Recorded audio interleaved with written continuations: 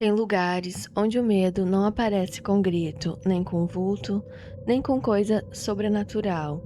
Ele aparece no silêncio das pessoas, no jeito como todo mundo vê e entende, e mesmo assim escolhe não dizer nada. O relato de hoje vai exatamente por esse caminho, porque às vezes o verdadeiro terror não está escondido dentro da mata, mas no que certas pessoas são capazes de fazer longe dos olhos de quem vê de fora. A história que você vai escutar agora não fala só de uma pescaria no escuro. Fala sobre uma noite em que eu vi uma coisa que nunca mais conseguiu sair da minha cabeça. Boa noite, eu sou a Vitória e seja bem-vindo ao Vexa. Isso aconteceu comigo no Baixo, Araguaia, numa vila pequena no interior de Mato Grosso, num lugar onde todo mundo sabe mais do que diz e vê mais do que admite. Eu vivia de pesca desde moleque. Não tinha estudo, não tinha outro ofício. Era rio de manhã, rio de tarde, rio de noite. E durante anos eu achei que o pior que podia encontrar ali era um temporal, sucuri e gente bêbada na beira da água. Eu estava errado. Na época, eu pescava quase sempre com um sujeito chamado Nivaldo, homem seco de pouca conversa, daqueles que parecem carregar um peso antigo no olhar. Não era ruim comigo, mas também nunca foi próximo.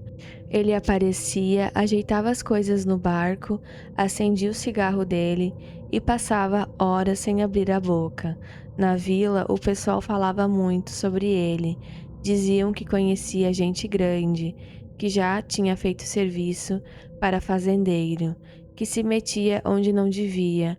Eu nunca dei atenção. Em cidade pequena, fofoca nasce até do vento. Naquela noite, a gente saiu depois das 10. O calor estava estranho, abafado, e o rio parecia morto. Nem o barulho dos bichos estava normal. Tinha lua, mas ela entrava e saía atrás das nuvens, deixando tudo mais feio. A água escura, a mata parada, o ar pesado. Eu lembro disso porque antes mesmo de lançar a linha, já tinha aquele desconforto que não tem explicação, como se meu corpo soubesse de alguma coisa que a minha cabeça ainda não tinha entendido. A gente parou numa curva do rio onde costumava dar pintado. Lugar isolado, só água, barranco e mata fechada. Nivaldo se sentou na proa, lançou a linha e ficou imóvel, como se fosse parte do barco. Eu ainda estava organizando a isca, anzol, essas coisas, quando ouvi o primeiro estalo vindo de dentro da mata. Não era bicho pequeno, não era galhos caindo sozinho, eram passos, passos pesados, um atrás do outro. Eu parei na hora, fiquei ouvindo. O som vinha se aproximando do barranco, como se alguém tivesse descendo sem se preocupar em fazer silêncio. Olhei para Nilvaldo, esperando alguma reação. Nada, nem virou o rosto. Continuou olhando para a água. Aí eu vi. Primeiro apareceu um vulto branco entre os troncos, depois outro, e então ela. Era uma mulher. Devia ter pouco mais de 20 anos. Estava descalça, com um vestido claro, sujo de barro, e as mãos presas para trás. Tinha um pano amarrado nos olhos. Ela tropeçava nas raízes, quase caía, mas não gritava. Isso foi o que mais me gelou. Ela não pedia ajuda, não chorava e não lutava. Só andava do jeito que alguém anda quando já entendeu que aquilo não vai sair dali. Atrás dela vinham dois homens, grandes e fortes. Um segurava o braço dela com tanta força que parecia querer arrancar. O outro levava uma espingarda apoiada no ombro, como se estivesse fazendo a coisa mais normal do mundo. Os três passaram numa clareira curta, bem diante de onde o barco estava escondido na sombra do barranco. Eu travei. Naquele segundo, achei que a mulher ia virar o rosto na nossa direção. Ia ouvir o motor, qualquer coisa. Achei que ia pedir socorro, mas ela só continuou andando, cega, suja, respirando rápido, sendo levada para dentro do mato como um animal marcado. Eu ia levantar, juro que ia. Não sei para fazer o quê. porque eu não tinha arma e estava longe demais. Mas meu corpo chegou a ir para frente. Quando Nilvaldo falou, baixo e frio, senta. Eu olhei para ele sem acreditar. Você tá vendo isso? Ele puxou a linha devagar, como se tivesse preocupado com o peixe. Senta e cala a boca. Eu senti um gelo subindo pelo pescoço. A gente precisa fazer alguma coisa. Nivaldo virou o rosto pela primeira vez. Até hoje eu lembro dos olhos dele naquela hora. Não tinha medo e não tinha dúvida, só tinha certeza. Você não viu nada, e se for inteligente, vai continuar sem ver. Os passos foram sumindo mato adentro. Depois veio o silêncio de novo. Só que não era silêncio de antes. Era um silêncio podre, pesado, como se a noite inteira tivesse escondendo a respiração. Eu não consegui mais pescar, minha mão tremia, o anzol escapava, a isca caía, meu estômago estava revirado. Nivaldo seguiu ali, calmo, como se nada tivesse acontecido. Depois de uns 20 minutos, ele recolheu a linha e disse que era melhor voltar. No caminho, o motor do barco parecia alto demais, e eu tinha a sensação horrível de que havia gente olhando da margem acompanhando a gente no escuro. No outro dia, a vila amanheceu com uma conversa atravessada. Uma moça tinha sumido. Uns diziam que era de uma comunidade ribeirinha mais calma, outros falavam que ela tinha fugido de casa. Teve gente dizendo que era amante de homem casado e alguém tinha resolvido dar um fim. Em cidade pequena, desaparecimento vira lenda rápido. Mas ninguém falava em polícia, em convicção, ninguém parecia realmente surpreso. Era isso que mais me revoltou. Parecia que todo mundo aceitava alguma coisa sem dizer o nome dela. Eu pensei em contar. 2 vezes fui até o posto policial, 2 vezes voltei no meio do caminho. E quanto mais eu pensava, mais percebia que aquilo não podia ser coisa de 2 homens apenas. Tinha jeito de favor, de ordem, de serviço encomendado. E nesses lugares, quando gente com dinheiro decide fazer uma mulher desaparecer, quem testemunha vira o próximo problema. 3 dias depois, aconteceu a pior parte. Fui chamado para um almoço na propriedade de um homem conhecido da região, um sujeito rico, dono de terra, gado, barco, influência. Eu não queria ir, mas fui porque meu cunhado trabalhava para ele e insistiu. Disse que era comemoração, que tinha bebida, comida e música. Cheguei lá e vi a movimentação da festa do terreiro. Mesa arrumada, gente sorrindo, viola tocando, e no centro de tudo, perto da varanda, estava ela, a mesma mulher. Dessa vez limpa, cabelo arrumado, vestido comprido claro, um colar no pescoço e a mão apoiada no braço do fazendeiro, como se fosse a esposa dele. Na hora, minhas pernas quase falharam. Ela não sorriu de verdade, esse é o detalhe que nunca mais saiu da minha cabeça. A boca dela até se movia quando falavam com ela, mas os olhos estavam mortos, vazios. Não era timidez nem vergonha. Era como se alguma coisa dentro dela tivesse sido arrancada e o corpo só tivesse ficado ali, obedecendo. O fazendeiro apresentava ela como a nova mulher da casa. Dizia isso com orgulho, como quem mostra um cavalo caro que acabou de comprar. Eu senti vontade de vomitar. Procurei Nilvaldo no meio do terreiro e encontrei ele encostado numa pilastra, bebendo devagar, assistindo tudo. Quando nossos olhos se cruzaram, ele deu um meio sorriso, um sorriso pequeno, mas cheio de verdade nojenta. Como quem dissesse: agora você entendeu? Naquela noite eu não dormi e nas outras também não, porque a partir dali eu percebi que o horror não estava no rio, nem na mata, nem na escuridão. Estava nas pessoas, no acordo silencioso, na vila inteira fingindo que não via. Até hoje eu ainda pesco, porque conta não espera trauma passar, mas nunca mais fui o mesmo. Tem trecho da margem que eu evito, tem propriedade em que não encosto nem por dinheiro, e tem noites em que quando o vento vem da mata e traz aquele cheiro de barro molhado, eu lembro dos passos, do pano nos olhos e do jeito que ela andava, como se já soubesse que ninguém ia salvar ela. E o pior é que no fundo ela sabia mesmo. Relato 2. Isso aconteceu comigo no litoral do Ceará, perto de uma vila pequena onde quase todo mundo vive de pesca. Aprendi cedo a respeitar o tempo. Meu nome nem importa muito, o que importa é que cresci em barco pequeno, puxando rede desde moleque, ouvindo meu pai dizer que o mar avisa antes de cobrar. Eu sempre ri disso, pra mim, mar ruim era só vento forte. Motor falhando e onda atravessada, mistério, assombração, entidade. Eu deixava isso pra gente supersticiosa. Até aquela noite. Eu tinha saído sozinho porque precisava.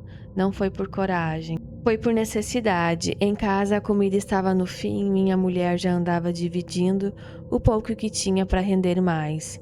E eu não podia voltar de mãos vazias de novo. O céu estava fechado, mas isso para quem vive do mar não quer dizer muita coisa. Às vezes ameaça e não vem nada. Às vezes parece limpo e vira um inferno em meia hora. Meu barco era pequeno de madeira velha. Motor teimoso, mas aguentava o suficiente para pesca curta. Daí ainda no escuro, sentindo o vento mais frio do que devia. A água já estava inquieta, com aquele balanço irregular que incomoda mais do que assusta. Mesmo assim, segui firme. Fui para uma área um pouco mais afastada da costa, onde costumava encontrar peixe em quantidade boa, quando a maré ajudava. No começo tudo parecia normal, o motor roncando baixo, o cheiro de sal, a rede escorregando pelas minhas mãos, o casco cortando água preta. Eu trabalhava no automático. Quem vive disso sabe como é.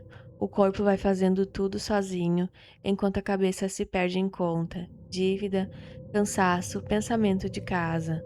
Mas tinha alguma coisa errada no ar. Não sei explicar de outro jeito. Era como se o mar tivesse quieto demais por dentro, mesmo se mexendo por fora.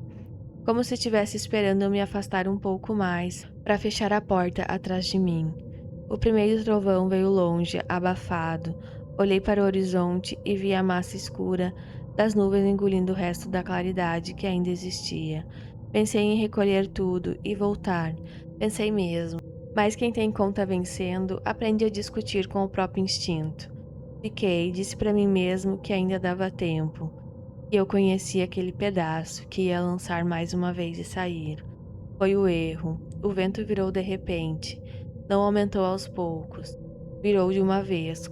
Como se alguém tivesse aberto uma coisa enorme sobre o mar. O barco sacudiu e a proa bateu torta. A chuva começou grossa e gelada, cortando minha visão. Eu corri para puxar a rede, mas a corda estava pesada, presa, viva. A madeira estalava, cada onda vinha maior que a outra. Em poucos minutos eu já não via a costa, não via referência, não via nada, além de água negra, clarões, vento berrando no meu ouvido. Eu gritava comigo mesmo para não entrar em pânico. Já tinha enfrentado o temporal antes. O segredo era não deixar o medo tomar o leme. Só que daquela vez o medo não veio da tempestade, veio do que estava no meio dela. Foi num clarão de relâmpago. Eu vi uma forma escura mais à frente, alta, imóvel. No começo achei que fosse resto de embarcação, tronco, qualquer coisa. Pisquei a água do rosto e tentei focar. Outro relâmpago cortou o céu. Eu enxerguei melhor. Não era tronco, não era boia, era alguém, ou parecia ser, uma figura comprida, parada sobre a água revolta, como se o mar fosse chão. Não afundava, não tropeçava, não era jogada pelas ondas. Eu estava ali, ereta, envolta numa espécie de manto escuro que se mexia sem seguir o vento, como fumaça presa a um corpo. Meu peito fechou na mesma hora. Tentei pensar em qualquer explicação racional, mas não havia nenhuma. O mar estava violento demais para qualquer pessoa. Nenhum barco grande ficaria estável ali, quanto mais um homem em pé, sozinho, no meio da tormenta. Aí veio o pior. Percebi que meu barco estava sendo empurrado na direção daquela coisa. Não era impressão, cada onda me jogava mais perto. Tentei corrigir no leme, Tentei girar o motor, tentei sair de lado, nada obedecia do jeito que devia. O barco parecia menor, fraco, como se já não me pertencesse mais. A figura não fazia movimento algum, só esperava outro relâmpago. Dessa vez eu vi o rosto, ou a falta dele. Era liso, sem olhos e sem boca, sem nariz, com uma máscara negra esticada sobre uma cabeça humana, brilhando, molhada sob a luz branca. Naquele instante em que eu perdi qualquer resto de coragem que ainda tinha, senti um frio estranho pela coluna e descendo até as pernas. Meus dedos ficaram duros, minha língua grudou no céu da boca. Então ouvi, não com os ouvidos, dentro da cabeça, uma voz grave, funda, lenta, como se viesse debaixo do barco, de dentro da água, do fundo do mar. Por que você veio aqui? Eu congelei. Não sei quanto tempo passei sem respirar, talvez um segundo, talvez 10. A pergunta ficou ecoando dentro de mim, mais pesada que o trovão, mais real que a chuva. Não tinha raiva na voz, nem pressa. Era pior que isso. Parecia a voz de alguma coisa antiga, de alguma coisa que não precisava levantar o tom para ser obedecida. Eu tentei respirar e não consegui. Minha boca abriu, mas nenhum som saiu. O barco avançava mais um pouco. A figura levantou um braço devagar. Não era um gesto humano, parecia um convite ou uma ordem. Foi aí que meu corpo finalmente reagiu. No reflexo, dei um passo para trás, escorreguei no convés molhado e bati com as costas perto do motor. A dor foi tão grande que me trouxe de volta como um tapa. Sem pensar, enfiei a mão na ignição e girei a chave de novo. O motor tossiu, morreu. Girei outra vez. Nada. A figura continuava ali, cada vez maior, cada vez mais perto. O manto mexendo sem vento. O rosto vazio, apontado para mim. Girei mais uma vez e gritei feito bicho. Então o motor pegou com um rugido seco. Na mesma hora, acelerei tudo que dava. Nem olhei para trás primeiro. Só forcei o barco para longe, batendo em onda, tomando água no rosto, quase virando 2 vezes. Eu sentia que se diminuísse um segundo, aquilo me alcançava. Não sei como explicar isso, eu só sabia.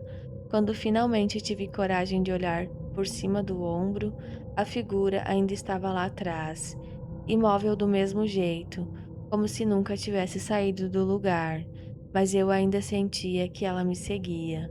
A volta para a vila foi uma briga, contra o mar e contra o pânico.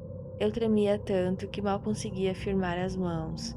O motor parecia falhar a cada minuto. Cada trovão me fazia achar que aquilo ia surgir do meu lado. Quando vi as primeiras luzes da costa, minhas pernas já estavam moles. Assim que o barco encostou, eu saltei e caí de joelhos na areia molhada. Fiquei ali tossindo, chorando sem fazer barulho, com vergonha de mim mesmo e terror demais para me importar com isso. Nunca contei essa história inteira para ninguém. Na vila, falei só que peguei tempestade forte e quase não voltei.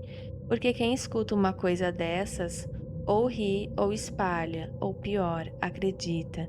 E se acreditar, vai perguntar onde foi. Eu nunca mais volto naquele ponto. Nem em noite calma, nem de dia. Porque teve uma coisa que eu entendi naquela madrugada. Eu não encontrei aquilo por acaso. Eu fui visto. E até hoje, quando o céu se fecha de repente e o vento muda sem aviso, eu sinto a mesma coisa que senti antes do primeiro relâmpago, como se o mar ainda lembrasse o meu rosto. E como se em algum lugar lá fora aquela coisa sem face ainda estivesse de pé, esperando eu entrar de novo na água. Relato 3. Isso aconteceu comigo no litoral do sul de Alagoas, numa vila pequena, onde quase todo mundo vive de pesca e aprende cedo a respeitar o mar mais do que respeita muita gente. Meu nome não importa. O que importa é que eu nasci dentro do barco. Meu pai pescava, meu avô pescava, e eu cresci achando que conhecia cada humor da maré, cada mudança de vento, cada som que a água faz antes de virar problema. Mas tem coisa que não avisa. Naquela época, eu gostava de sair sozinho de noite, sempre gostei. Enquanto os outros preferiam o sol nascendo, eu preferia o escuro. O mar da madrugada parecia meu. Sem conversa, sem motor de turista, sem voz de ninguém, só o som do casco cortando a água e o barulho das cordas deslizando pela minha mão. Minha mulher odiava isso, dizia que o mar de noite não devolve todo mundo. Eu ria, falava que medo demais também mata. Hoje eu não rio mais. Naquela noite, o céu estava coberto por uma névoa fina. Não tinha estrela, não tinha lua, não tinha quase nada além daquele breu pesado em cima da água. Eu fui até um ponto que conhecia bem, uma área mais funda, onde costumava render boa pescaria, quando a maré estava certa. Tudo parecia normal. O motor desligou, o silêncio caiu e eu comecei o trabalho de sempre: conferir peso, soltar rede, ajustar boia e esperar. Era uma daquelas noites em que o corpo trabalha sozinho, mão puxando corda, olho acompanhando a água, cabeça longe, pensando em conta, em remendo no telhado, em gasolina cara, em tudo que sobra para quem vive no aperto. Depois de um tempo, senti que era hora de recolher. Foi aí que começou. A rede estava pesada, pesada demais. Não daquele peso bom, de cardume grande. Era outra coisa, um peso morto, sem movimento, certo. Sem aquela vibração viva de peixe, preso, lutando para escapar. Mesmo assim, na hora, meu primeiro pensamento foi de empolgação. Achei que tinha pegado muito mais peixe do que esperava. Firmei os pés no barco e comecei a puxar com força. A corda vinha lenta, arrastada. Cada pedaço que subia parecia mais encharcado, mais difícil, como se alguma coisa do outro lado tivesse resistindo sem se mexer. O barco balançava levemente a cada puxão. Minhas mãos ardiam por causa do sal e do atrito. Meu coração começou a acelerar, mas ainda naquela expectativa de boa pesca. Até que a parte de cima da rede rompeu a superfície. Vieram peixes primeiro, alguns debatendo, outros já quase sem força, escamas refletindo pouco naquela escuridão. E então, preso no meio das malhas, subiu aquilo. Um rosto, humano. Por um segundo, minha cabeça recusou o que os olhos estavam vendo. Eu continuei puxando no impulso, como se o cérebro ainda estivesse tentando transformar aquilo em outra coisa. Mas não dava, era um homem, ou o que restava dele. O corpo veio entalado na rede, tombado de lado, coberto de água escura e lodo. O rosto estava inchado, pálido, deformado pelo tempo no mar. Os olhos estavam abertos demais, arregalados num desespero congelado que nem a morte conseguiu apagar. A boca semiaberta mostrava dentes escurecidos. A pele tinha um verdadeiro tom esverdeado, frouxo, parecendo pronta para soltar. Eu larguei a corda na mesma hora. A rede bateu no casco, o corpo girou devagar e ficou balançando ali, metade dentro da água, metade pendurado, como se tivesse subido de propósito só para me encarar. O cheiro veio depois, doce, podre e pesado. Entrou pelo nariz e desceu rasgando meu estômago. Eu virei para o lado do barco e vomitei na hora. Quando ergui a cabeça de novo, ele ainda estava lá, balançando, olhando para mim com aqueles olhos impossíveis, como se tivesse interrompido alguma coisa que devia continuar escondida no fundo. Minhas pernas ficaram moles. Queria acreditar que era acidente, algum desaparecido levado pela corrente. Qualquer explicação simples. Mas quando me aproximei tremendo, vi uma coisa no pescoço dele que até hoje me dá nojo só de lembrar. Tinha um cordão vermelho apertado na garganta. Não era alga, não era pedaço de rede. Era um fio vermelho, fino, marcado fundo na carne inchada, como se alguém tivesse amarrado aquilo antes de jogar o corpo na água. Meu peito gelou. Aí eu olhei para o braço dele, havia marcas na pele, tatuagens velhas, borradas, quase apagadas pelo tempo no mar. Não dava para entender o que eram, nomes, símbolos, qualquer coisa. Só dava para perceber que aquele homem tinha sido alguém antes de virar aquilo. E foi nessa hora que uma ideia horrível entrou na minha cabeça. E se ele não tivesse sido levado pela água? Se ele tivesse sido colocado ali? Eu fiquei olhando em volta, para a escuridão, para o mar quieto demais, e pela primeira vez senti que eu não estava sozinho.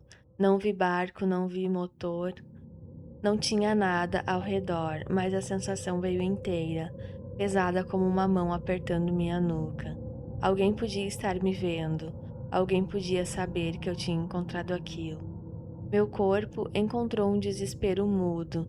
Peguei a faca que eu usava para limpar peixe e comecei a cortar a rede. Minha mão tremia tanto que quase deixei a lâmina cair 2 vezes. Cada fio arrebentado fazia o corpo prender mais. Em certo momento, a cabeça dele virou um pouco, solta pelo peso, e eu juro, por tudo que tenho, por um instante, parecia que ele ia falar. Eu cortei o último pedaço de malha de uma vez. O corpo escorregou com um barulho molhado e afundou de volta, sem luta, sem pressa, como se estivesse voltando para o lugar onde nunca devia ter saído. A água fechou por cima dele e ficou calma de novo. Calma demais. Eu recuei, tropeçando dentro do próprio barco. Liguei o motor e quase quebrei a chave de tanta força que fiz. O motor demorou a pegar. Aqueles segundos foram os piores da minha vida. Eu só olhava para a água ao lado do casco, esperando ver uma mão subir, um rosto emergir, qualquer coisa impossível me puxando para baixo. Quando o motor finalmente respondeu, eu acelerei sem pensar. Nem recolhi o resto da rede. Nem olhei direito para trás, só queria terra, só queria sair dali. Na volta, cada reflexo escuro sobre a água parecia movimento. Cada onda pequena batendo no casco parecia alguém tentando subir no barco. Eu cheguei à vila quase amanhecendo, com a roupa grudada no corpo e a sensação de que o cheiro daquele cadáver tinha entrado em mim para nunca mais sair. Minha mulher estava acordada na cozinha. Quando me viu, levantou na hora. Perguntou o que tinha acontecido. Eu tentei responder, mas a voz não saiu. Sentei, fiquei olhando para o chão e ela percebeu que alguma coisa tinha se quebrado em mim aquela madrugada. Por dias eu não conseguia dormir direito. Toda vez que fechava os olhos, via aquele rosto preso na rede, os olhos arregalados, o fio vermelho no pescoço. Pior do que isso, comecei a sonhar com o barulho de corda sendo puxada. No sonho, eu estava sozinho no barco de novo, recolhendo a rede, e sabia antes de ver que ele estava vindo outra vez. Eu fiquei um tempo sem sair para o mar, mas conta não espera trauma passar. Uma hora tive que voltar, só que nunca mais foi igual. Agora, toda vez que puxo a rede e ela vem pesada demais, meu coração dispara. Toda vez que o fundo parece escuro demais, eu lembro. E meses depois daquela noite, um pescador mais velho comentou na venda sobre homens desaparecidos. Gente que some e nunca mais volta. Corpos que o mar guarda quando não quer mais entregar. Ele falou isso olhando para o horizonte, como quem sabia mais do que devia. Eu entendi uma coisa que preferia nunca ter entendido. O mar não esconde só peixe, pedra e correnteza. Ele guarda segredos. E às vezes devolve um deles só para lembrar que você também pode acabar lá embaixo. Se tu assistiu até aqui e gosta de histórias como essa, se inscreve no canal, ativa o sininho para não perder nenhum vídeo novo. E eu te encontro aqui no próximo vídeo.